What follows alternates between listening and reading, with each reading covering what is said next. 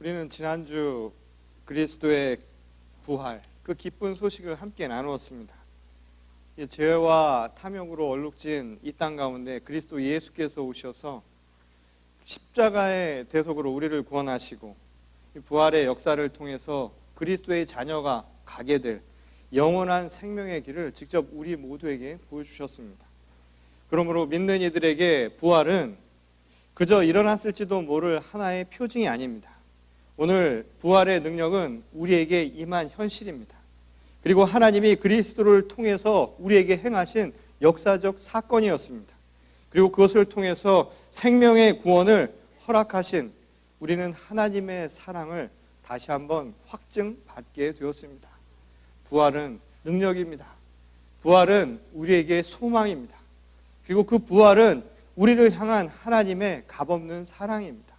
그리고 그 부활은 우리를 통하여서 보여주신 참된 그리스도의 능력이요, 또한 영원한 생명의 길로 인도해 주시는 하나님의 무한한 은혜임을 우리 모두가 믿고 또한 우리의 마음속 깊이 새기는 이 시간이 될 수 있기를 소망합니다. 오늘 우리가 읽은 본문의 내용은 이러한 말씀을 잘 나타내 주는 내용을 우리에게 가르쳐주고 있죠. 예수님의 십자가 사건 이후 이 제자들은 두려움에 떨면서 몸을 숨기고 있었던 상태였던 것으로 보입니다. 오늘 본 말씀 19절을 보면 문을 모두 닫아 걸어놓고 있었다라는 표현이 나오죠. 그것은 그들의 상황이 어떠했는가를 우리가 알 수 있게 만드는 단적인 기술입니다. 그만큼 외부와는 철저하게 단절된 상태였다는 것이죠. 그것은 비단 폐쇄적인 공간에 몸을 숨기고 있었다라고 하는 것만을 의미하는 게 아닙니다. 분명 그들의 마음도 소외되어 있고 또한 고립되어 있고 상당한 좌절감과 상실감에 빠져 있었다라고 하는 것을 사실은 간접적으로 보여주는 말씀이라는 겁니다. 예수님이 더 이상 그들과 함께 할 수 없다라는 그 사실, 그것만으로도 제자들은 많은 것을 잃은 것이었고 또한 공허감을 숨길 수 없었을 것입니다. 그러니 그들이 문을 걸어 담고 있었다라고 하는 그 고립된 폐쇄된 그 공간은 사실은 빈 무덤과 같이 그들의 상실감을 나타내는 마음의 상태일 수도 있다라는 것이죠. 그들을 혼돈과 좌절의 상태에서 점점 외부와는 철저하게 고립되는, 그래서 단절된 상황을 계속해서 만들어가고 있었던 것이었습니다. 그래서인지는 모르지만 이 부활하신 예수님과의 대면도 자신들이 직접 찾아서 이루어진 것이 아니었지요. 오히려 숨어있던 제자들을 찾아주신 분은 바로 예수님이셨습니다. 비록 세상과의 단절을 의미하듯 문은 닫혀져 있었지만 그 가운데로 예수께서 가셔서 바로 그의 제자들을 직접 만나 찾아주셨다는 겁니다. 그런데 이 말씀을 보면 아마도 당시 제자들은 이 상황에 대해서 상당히 놀라지 않았을까라는 생각을 해볼 수 있습니다. 왜냐하면 사람이 닫힌 문을 그냥 통과한다라고 하는 것은 현실 가능한 일이 아니기 때문이죠. 마술쇼에서나 볼 수 있을 만한 그런 불가능한 일이었기 때문이라는 겁니다. 우리가 흔히 부활을 생각할 때 떠올리는 모습과도 비슷한지 모르겠습니다. 부활하면 떠오르는 신비한 현상들, 사실 그렇게 바라보려는 모습도 사실은 이와 일치하는 모습일 수 있다는 것이죠. 그런데 그렇다고 해서 이것만을 가지고 제자들이 예수께서 부활하셨구나라고 확신을 했던 것은 아니었습니다. 오히려 오늘 본문 말씀을 보면 아이러니하게도 그들이 예수 그리스도의 부활을 확신하게 된 것은 예수께서 그 문틈 사이로 지나서 오셨다, 문 가운데로 통과해 오셨다라고 하는 신비로운 현상 때문이 아니라 바로 그들에게 나타나셔서 보여주신 그의 상처 때문이었다는 겁니다. 그의 박힌 손, 그 못 박힌 손자국과 그리고 그의 난 창자리를 보여줌으로 그것을 통해서 그들은 예수께서 부활하셨다라고 하는 것을 믿게 되었다는 것이죠.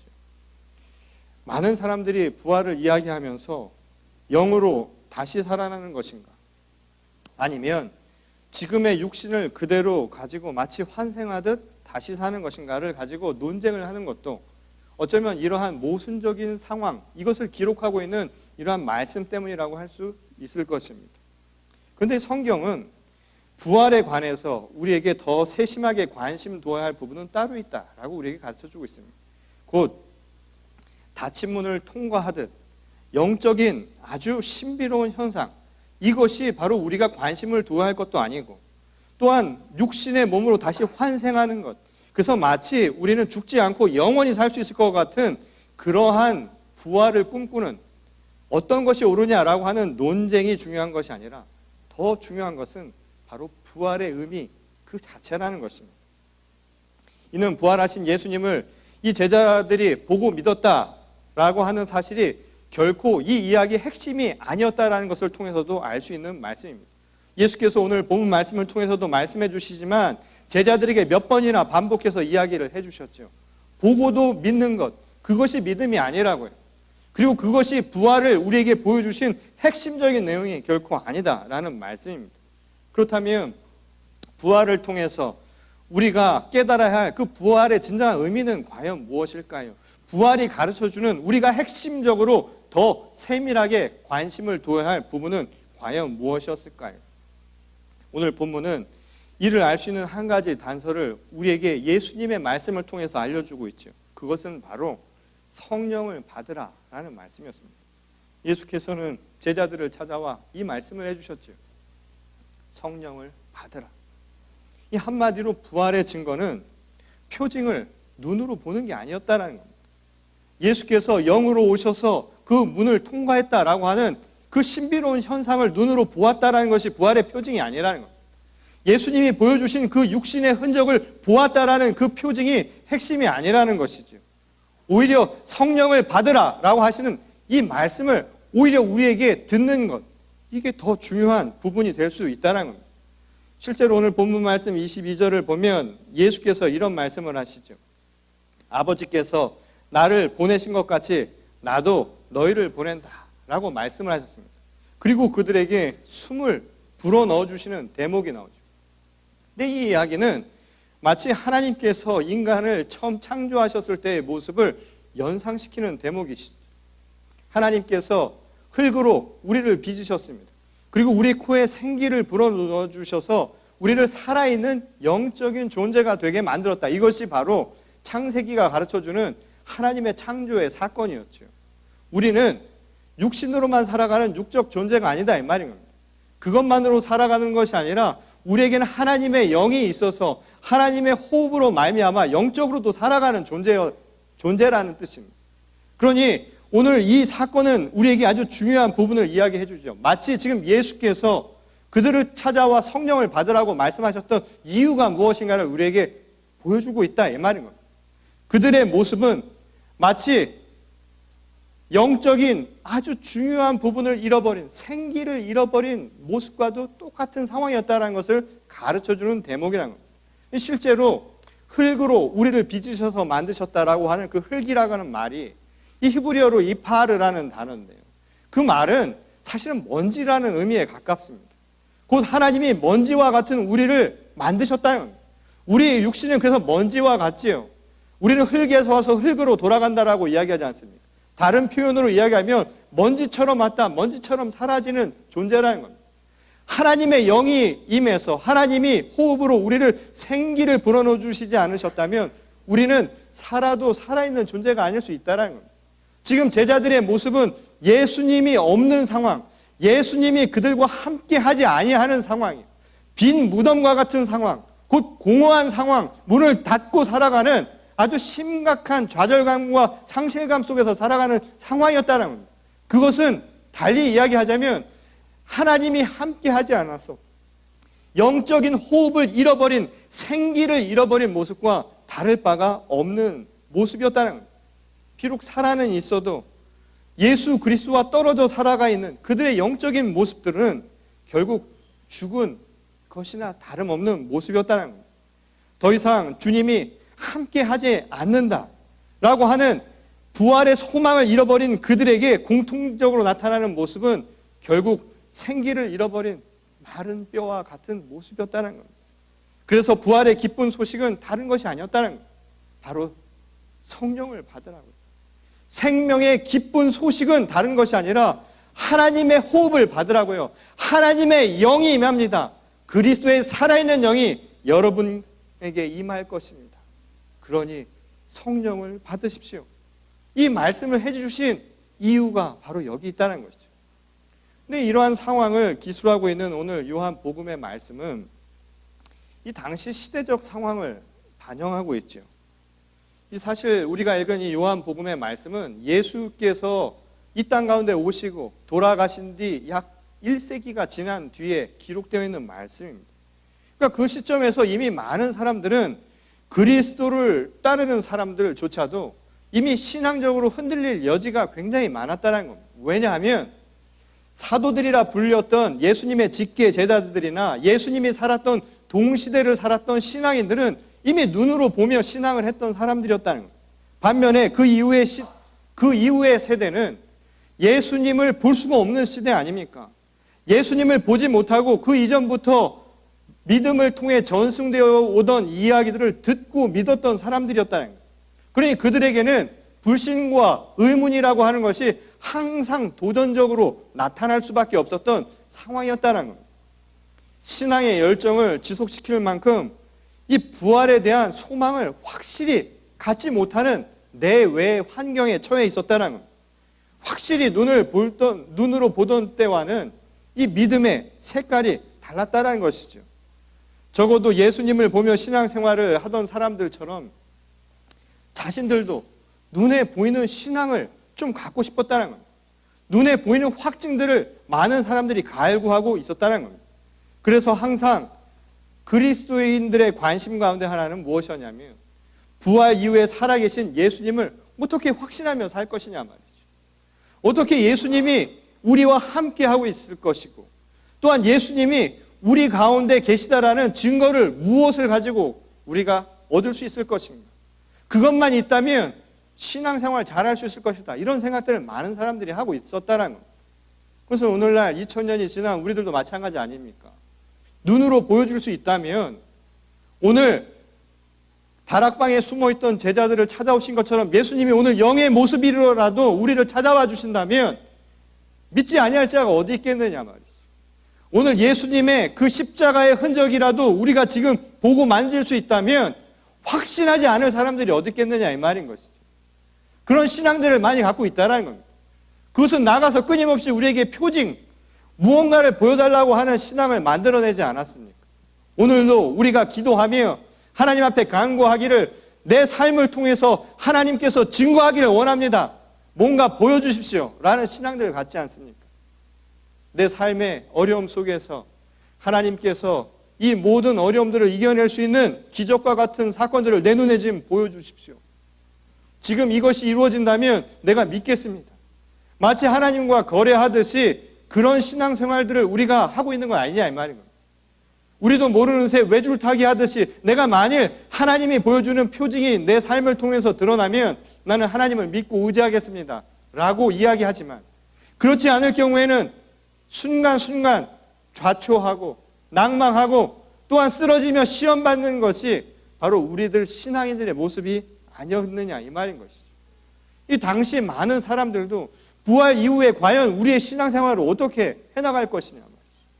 정말 어떤 것이 예수 그리스도를 내 삶의 주인으로 모시고 살 수 있는 신앙의 아주 중심을 잡을 것이냐 말이죠. 보이지 않는 예수님 그리고 그 부활의 사건을 귀로만 듣고 눈으로 보지 못하고 내가 체험하지 못했던 많은 사람들에게 과연 이것이 진실인가?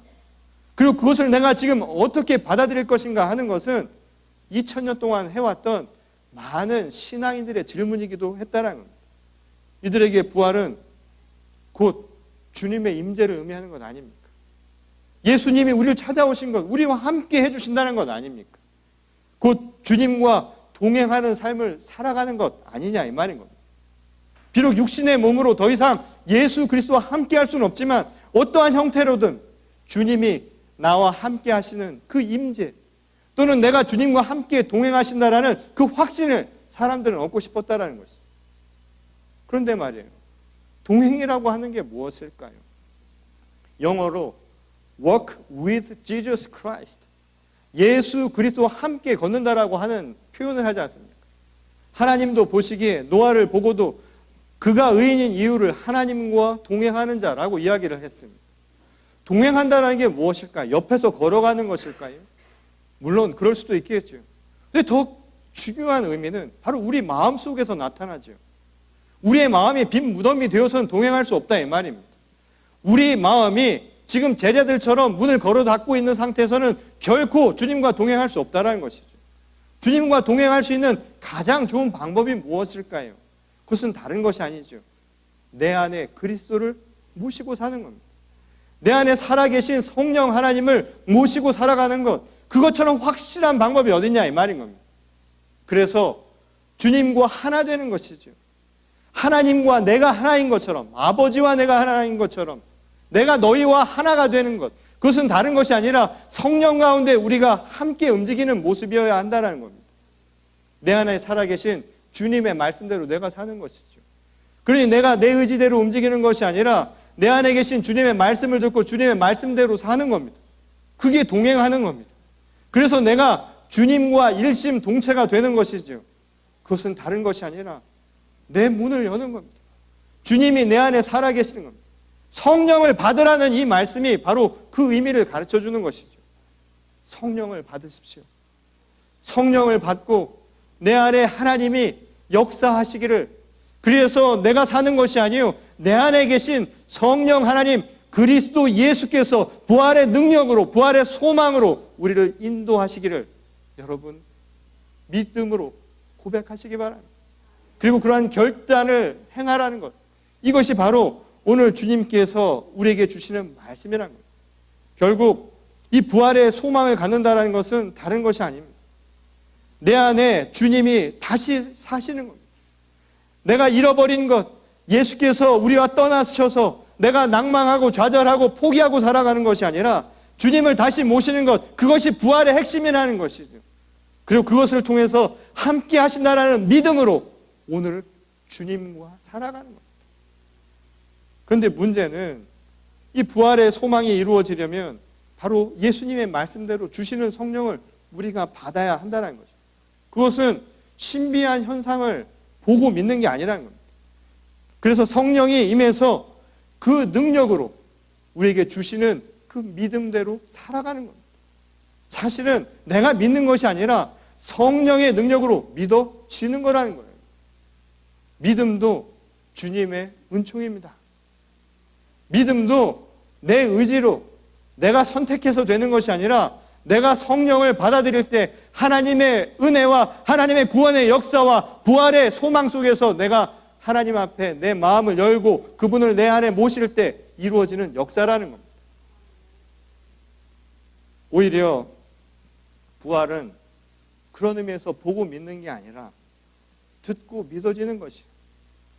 눈에 보이는 신비로운 현상 때문에 부활을 믿는 게 아니라 오히려 부활이 의미하는 그 의미는 곧 주님이 우리와 영원히 함께 하신다는 그 말씀을 듣고 그 믿음 속에서 살아가는 것, 이게 바로 부활의 더 중요한 가르침이라는 말씀이라는 겁니다.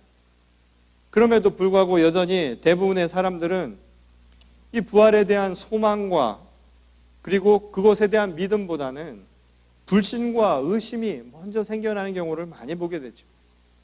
당시도 그랬지만 오늘날도 그러한 불신 속에서 우리가 살아가고 있지 않습니까? 오늘 우리가 읽었던 본문 말씀 가운데 그 의심을 가졌던 한 사람에 대한 이야기를 찾을 수가 있지요.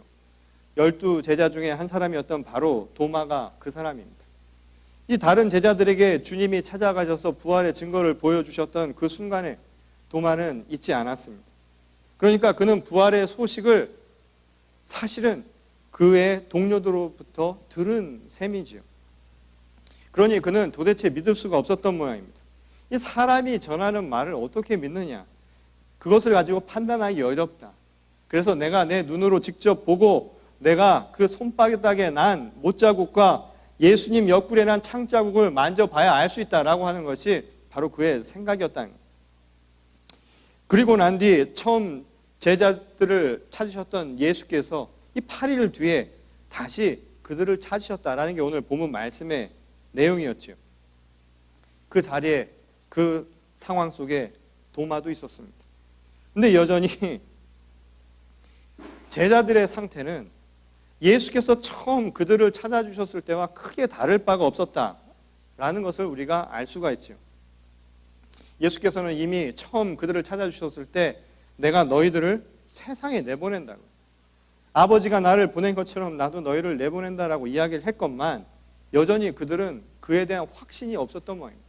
말하자면 그들이 그토록 원했던 표징을 보여주었음에도 불구하고 여전히 그들은 부활에 대한 확신을 갖지 못했던 것으로 보인다는 것이죠. 오늘 본 말씀 26절에 보면 똑같은 상황이 반복되어 있죠. 다시 말해서 문이 잠겨져 있었다라는 표현이 또 등장을 하게 됩니다. 그것은 여전히 그들이 단절되어 있었다고요. 문이 아직 열리지 않았다 이 말인 겁니다. 그것은 세상을 향한 문일 뿐만 아니라 그리스도를 향한 문이기도 했죠. 예수께서 보여주시고 눈으로 확인하고 다 표징을 자기 스스로 확증했건만 그들은 여전히 마음속에 주님을 온전히 받아들이지 못했다는 겁니다. 이것만 보더라도 우리는 부활이 표징을 통해서 눈으로 보고 일어난 현상이 아니라는 것을 알 수 있다는 겁니다. 그들의 마음 상태가 공간적으로 단절되어 있을 뿐만 아니라 심정적으로도 여전히 주님과 떨어져 있는, 소외되어 있는, 좌절되어 있는, 단절된 상태에 있었다는 것을 보여주고 있다는 겁니다. 그런데 말이죠, 이 희한한 게 사람의 이 심리입니다. 이 사람이 이렇게 불안하고 소외되고 그리고 뭔가 앞에 상황이 불확실해지면 사람이 갖게 되는 게 뭘까요? 또 희한하게 의심이 먼저 생겨난다는 거. 도마가 두 눈으로 확인한 뒤에 믿을 수 있다라고 말한 것도 바로 이 의심 때문이었죠. 이 한 치 앞도 내다볼 수 없는 상황 속에서 인간이 스스로를 방어할 수 있는 이 자기 방어 기제 중에 하나가 바로 의심입니다. 그렇잖아요. 사람 잘 못 믿잖아요. 얘기해줘도 잘 못 믿잖아요. 안 그러세요? 제가 여기서 계속 얘기해도 안 믿으시잖아요. 지금 매주 이야기하는데도 잘 안 믿으시는 분들 많잖아요. 하나님의 말씀 그렇게 선포되고 여기저기서 그 복음이 전파돼도 잘 안 믿잖아요. 그리고 바깥에 나가서 우리들이 사람들과의 관계 속에서도요, 확신하는 눈에 보이는 게 없으면 사람은 먼저 의심부터 하게 된다는 겁니다. 두렵고 불안하니까 돌다리도 두드리는 심정으로 의심을 하게 되는 것이죠. 이를 아셨던 예수께서 처음 방문하셨을 때처럼 도마에게 똑같이, 사실은 도마뿐만 아니라 의심을 가진 모든 사람들에게 똑같이 보여주신 겁니다. 자신의 상처난 몸을 직접 만져보라고 했죠. 그제서야 오늘 본문 말씀에 의하면 주님이 계셨다, 주님이 부활하셨다라는 것을 믿고 고백했다는 것이 오늘의 말씀입니다. 그런데 말이에요, 예수께서 뭐라고 얘기하셨냐면 이런 얘기를 하십니다. 나를 보았기 때문에 믿느냐고요. 그런 조건적인 믿음이 아니라 진짜 우리를 복되게 만드는 신앙은 보지 않고도 믿는 믿음이다 라고 이야기를 하는 거예요. 표징을 보고 나서 믿는 게 아니라는 거예요.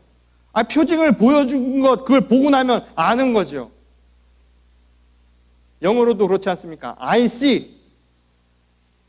욕이 아닙니다. I see. 내가 본다라고 하는 말이 내가 안다라는 거죠. 보여서 아는 것이지 봐서 믿는 게 아니라는 거예요. 눈에 보이고 손으로 만질 수 있는 주님의 상처가 그 자체로 믿음의 증거는 아니다 이 말인 겁니다. 그걸 봤기 때문에 믿는 것도 아니고 그걸 못 봤기 때문에 못 믿는 것도 아니었다 이 말인 거예요. 이미 보여주셨음에도 불구하고 마음이 닫혀있는 그들의 상태를 보면 그게 중요한 게 아니라는 거예요. 십자가의 부활, 오늘 우리가 십자가의 그 능력이라고 하는 것들, 그 십자가에 못 박힌 상처들을 보는 게 뭐가 중요하냐 이 말인 거예요. 그게 중요합니까? 그 자체가 우리에게 무엇을 남기느냐라는 것이죠. 오히려 그 넘어 있는 게 중요한 거 아닙니까? 오늘 우리에게 더 중요한 게 뭐냐라는 거예요. 제가 13년 전 저희 교회 처음 파송받았을 때 저는 그 순간을 아직도 기억할 수가 없어요. 제가 10월 첫째 주에 우리 교회 파송을 받았습니다. 2005년 10월 첫째 주에. 그날이 세계 성찬 주일이어서 저는 오전에 미국 교회에 가서 미국 교인들과 성찬을 하고 당시에 우리 교회에서 성찬을 집례를 했습니다. 근데 그때 저에게 신비로운 한 가지 체험을 하게 하셨는데 그게 뭐였냐면 우리 성도님들이 앞에서 나와주셔서 제가 떼드리는 빵과 잔을 받으실 때 손을 이렇게 내미시는데 그 손이 이만하게 보이는 거예요. 저도 체험을 한 거죠. 손이 요만한 게 아니라 이만하게 보이는 거예요. 손이 마치 확대경으로 보듯이. 그것은 제자들이 그 문 사이로 들어오는 예수님을 봤을 때처럼 놀라움이라고 할까요? 저한테도 큰 놀라움이었습니다. 저도 깜짝 놀랐는데 손만 이렇게 커 보이는 거예요. 근데 그 손이 커 보이니까 뭐가 보였냐면 그 손에 그 삶이 보이더라고요. 우리 권사님, 집사님들 일하시고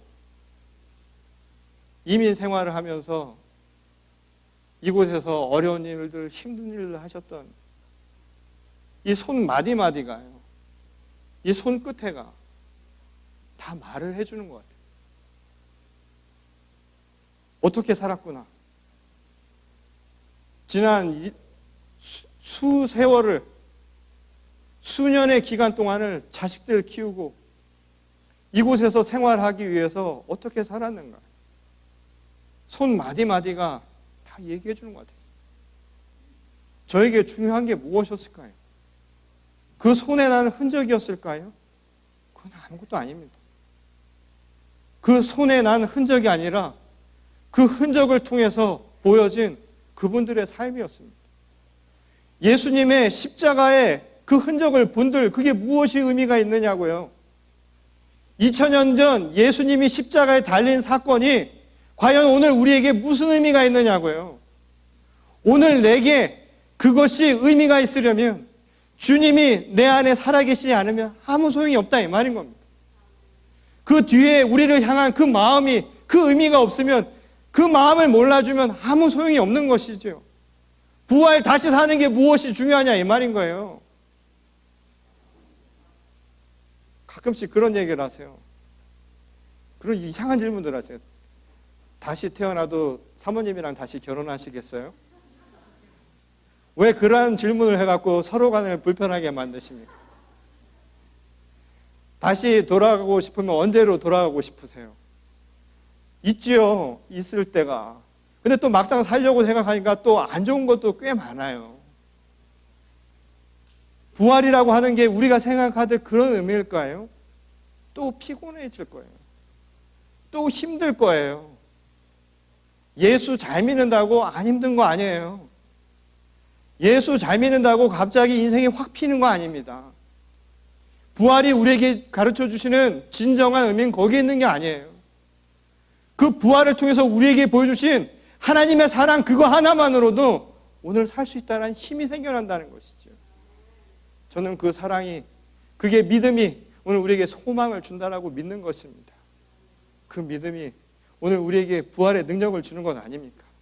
쓰러질 것 같은데, 지금 넘어질 것 같은데, 지금 내가 내 인생이 이것으로 다 끝난 것 같은, 막바지에 이른 것 같은 그 순간조차에도 예수 그리스도의 그 부활의 능력에 대한 믿음과 그 소망이 오늘 우리를 다시 일으켜 세우는 것 아니겠습니까? 부활은 보는 게 아닙니다. 부활은 보아서 표징을 통해서 얻는 게 결코 아니라는 거예요. 그 너머에 있는 하나님의 깊은 뜻을 이해하는 것. 그리고 오히려 하나님이 우리에게 주신 그 사랑의 선포를, 그 복음의 말씀을 내가 듣고 그 믿음 가운데 주님과 오늘 함께 살아가는 것. 이게 진정한 부활의 의미인 줄 여러분들이 믿으시기 바랍니다. 보아서 만져서 알 수 있는 것, 그건 아무것도 아닙니다. 사랑도 보여줄 수 있는 사랑은 아주 일부에 지나지 않다고 하지 않습니까? 그것은 진짜가 아닐 수도 있다는 겁니다. 제가 지난주에 저희 큰딸을 보러 저희 집사람과 그 방학 중인 저희 둘째와 함께 샌디에고를 다녀왔습니다. 보낸 게 엊그제 같은데 벌써 졸업입니다. 이제 다 마치고 직장을 구해서 거기에 남아있겠다고요. 마음이 좀 그렇더라고요. 벌써 시간이 이렇게 지나고 정말 떠나보내면 품 안의 자식이 아니라 이제 떠나보내는구나, 이런 생각을 처음 느꼈습니다. 4년 전 처음 아이를 기숙사에다 떨궈 놓고 올 때 마음이 얼마나 무거웠는지 모릅니다. 이 돌아오는 길이 굉장히 천근만근 같더라고요. 근데 참 놀라운 게 말이죠, 그 이후로는 또 잊고 살았어요. 그냥 잘 지내고 있겠거니. 또 애도 전화도 잘 안 하더라고요. 나중에 알고 봤더니 엄마한테는 잘했는가 본데 저한테는 가끔씩 전화 옵니다. 돈 좀 붙여줄 수 없겠느냐고. 여하튼 그렇게 4년이 금세 지났습니다. 목회를 하느라 뭐 주중이고 주말이고 가기는 쉽지가 않으니까 가지를 못했다가 이번에 졸업을 한다고 해서 졸업하기 전에 수업은 다 끝나서 내려가 보았습니다. 갔더니 저희 큰딸이 그러는 거예요. 이제 거기서 직장을 잡고 거기서 살겠다고 하더라고요. 그 마음이 조금 서운한 생각이 들더라고요. 물론 와도 문제지만. 그래서 물어보니까 그곳이 좋고 또 청천벽력 같이 남자친구가 생겼다는 얘기를 하는 거예요. 믿을 수도 없고 믿기지도 않고 정말 믿고 싶지도 않은 그런 상황 때문에 거기에 남아있다고 하니까 더더욱 마음이 불안하고 또 편하지가 않았습니다. 그래서 아이에게 물어보았죠. 왜 좋아하느냐라고 이야기를 했더니 다른 게 아니라 신앙에 있는 친구라고 이야기를 하더라고요. 그래서 믿음의 동지라고 이야기를, 표현을 그렇게 하는데, 신앙적으로 굳건해서 의지가 된다고. 제가 그 얘기를 듣고 나니까 마음에 사실은 확실히 평안함이 온 것은 아니었지만 그 말을 듣고 그래도 마음의 위로를 얻었습니다. 근데 가서 아이가 사는 걸 보니까 아마 부모님들은 똑같을 거예요. 애들이 해놓고 사는 게 다 그러니까 마음이 더 무겁고요. 다시 돌아오는 길에 그런 생각이 들었습니다. 처음 떨어뜨려 놓을 때랑은 좀 달랐지만 또 한편으로 마음이 안쓰럽고 또 어떻게 살아갈 건가. 차라리 보지 않았을 때 몰랐는데 보고 나니까 또 마음이 무겁고, 또 오는 내내 무슨 생각이 들었냐면 지난 20여 년 동안 아이와 함께 있었던 순간순간들이 다 생각이 나는 거예요. 특히 잘 못해줬던 생각들이 그렇게 많이 납니다.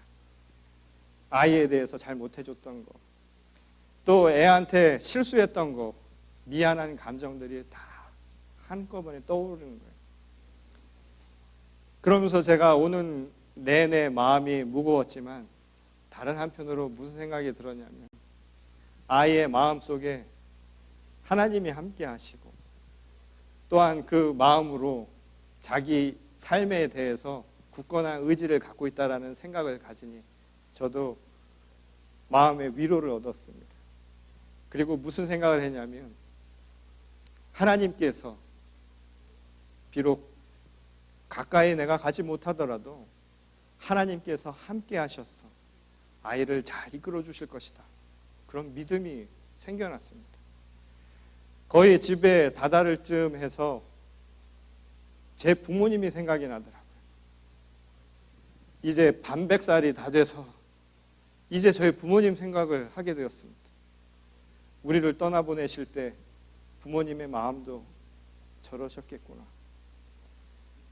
우리를 떠나보내는 마음이 어떠했을까? 와보지도 못하고 힘들게 사는 것 그냥 걱정만 했을 뿐일 텐데 부모님은 어떤 마음으로 우리를 떠나보내셨을까? 제가 마지막 저희 부모님을 떠나서 이곳에 돌아올 때 저희 어머니가 했던 말씀이 아직도 떠오릅니다. 하나님이 지켜주실 거라. 그리고 목사님한테는 여기 새로운 가족이 있으니까 이 새로운 가족과 함께 열심히 신앙생활을 하라고, 그것만으로도 마음의 위로와 위안이 되신다는 그 어머니의 마음이 생각이 났습니다.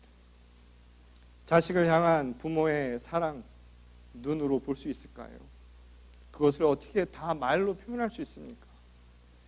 눈으로 보여지는 표징을 가지고 내가 믿는다고 한다면 그 얼마나 얄팍한 믿음입니까? 얼마나 얄팍한 사랑입니까? 보이지 않아도 우리를 향해 주시는 더 한없는 사랑이 우리 뒤에 있습니다. 그리고 오늘 우리를 살게 하는 힘은 보여지는 것에 의한 것이 결코 아닙니다. 보이지 않는 그 사랑이 오늘 우리를 움직이는 힘입니다. 저는 이 자리에 있는 많은 젊은이들도 꿈을 가지고 왔지요. 여러분들이 이 자리에 앉아 있는 것은 다만 여러분들의 의지만 가지고 있는 것이 아닙니다. 여러분들을 향해 함께하는 여러분들 부모님들과 여러분들을 사랑하는 사람들의 그 사랑이 여러분 마음 가운데 함께 있기에, 내가 힘들고 어려운 순간순간마다 그 고비를 이겨낼 수 있는 힘이 바로 거기서부터 나오는 것 아니겠습니까? 오늘 우리를 복되게 하는 믿음은 무언가를 보았기 때문에 나타나는 것이 아닙니다. 내 안에 부활의 주님이, 우리를 사랑하는 하나님의 그 한량없는 은혜가 우리 가운데 있다라는 그 믿음이 오늘 우리를 살리는 힘이 되는 것입니다. 그것이 바로 우리를 복되게 하는 신앙이라는 것이죠. 우리를 결코 포기하지 않으시고 끝까지 지키시겠다라는 그 지극한 사랑, 그에 대한 믿음을 오늘 여러분들도 포기하지 마시기 바랍니다. 예수께서 성령을 받으라 하셨던 그 말씀도 마찬가지 이유였죠. 오늘 부활의 영으로 오늘 우리와 함께 하신다는 주님의 약속입니다. 그러니 오늘 여러분들도 받으십시오. 그것을 통해서 주님과 함께 살아가는 주의 자녀들이 되시기를 바랍니다. 아무리 많은 표징을 보여주어도 그보다 더 큰 증거는 없습니다. 성령을 통해 얻는 믿음만큼, 오늘 내 부모님이 나를 사랑하신다는 그 사랑을 향한 그 믿음만큼 나를 더 강하게 하는 증거는 세상에 존재하지 않으니까 말이죠. 결국 그 믿음도 하나님의 능력으로부터 나오는 것 아니겠습니까? 오늘 이 부활의 두 번째 주일, 여러분들에게 예수님의 말씀을 전합니다. 성령을 받으십시오. 주님과 함께 동행하시며 주님의 한량없는 사랑을 함께 누리시는 저와 여러분 모두가 될 수 있기를 주님의 이름으로 간절히 축원합니다. 우리 다 같이 기도하시겠습니다. 하나님 감사합니다. 오늘도 우리 간에 역사하시고 살아계심에 감사를 드립니다. 성령을 받으라 우리에게 말씀하셨사오니 하나님, 주님이 주시는 그 성령을 우리 가운데 온전히 모시고 나도 그리스도와 함께 살아가게 하여 주시옵소서. 주님, 십자가를 통하여 보여주신 그 사랑을 저희들은 십자가만 보며 생각하지는 않았을까요? 뭔가 눈에 보이는 표징이 있어야, 만질 수 있는 흔적이라도 있어야 믿었던 우리들의 얄팍한 신앙이 아니었습니까? 우리를 살리는 힘은 그 흔적이 아니라 그 흔적 너머에 우리를 위해 흘리신 주님의 눈물이었다는 사실을, 그리고 그 눈물은 우리를 향한 지극한 하나님의 사랑이었다라는 그 증거를 우리 마음속에서 잊지 말게 하여 주시옵소서. 증거는 찾는 것이 아닙니다. 증거는 우리가 행하는 것입니다. 그 믿음을 결코 잊지 말게 하시고 성령의 사람으로 오늘도 하나님의 사랑을 확증하며 살아가는 주의 거룩한 제자들로 삼아 주시옵소서. 특별히 오늘 이 자리에 참석한 주의 모든 성도들, 그들의 삶 가운데 하나님 더 크신 은혜를 베풀어 주시고 부활의 증거자로서 세상 속에서 하나님의 사랑을 간증하며 또한 증거하며 서로 섬기며 사랑하는 우리 모두가 되게 하여 주시옵소서. 상처난 자들, 영혼이 상한 자들마다 오늘 치유를 받게 하시고 건강의 악화로 힘들어하는 자들마다 하나님께서 놀라운 역사를 행하셔서 오늘 주님 앞에서 주님의 따뜻한 위로를 통하여서 온전히 치료받게 하여 주시옵소서. 하나님께서 오늘 이 시간 우리의 마음을 함께 하시며 붙들어 주시고 주님과 동행하는 자로 하나님께서 이끌어 주실 줄 믿사오며 거룩하신 우리 주 예수 그리스도의 이름으로 간절히 기도드렸습니다. 아멘.